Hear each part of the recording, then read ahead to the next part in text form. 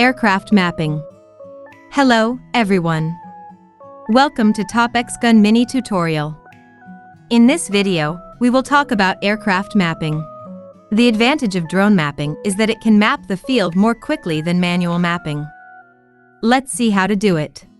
First, check if the FPV camera is facing towards the ground.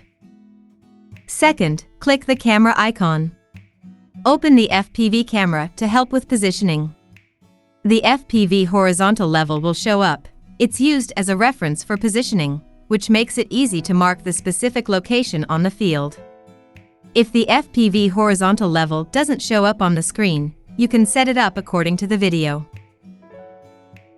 Then fly the drone along the border, click dot on the RC to mark a point. Pay attention that we have to mark the border points in order. It's also the same way to mark barrier points.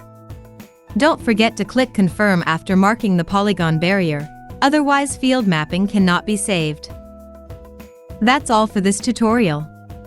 Follow us for more drone tips. See you in the next video.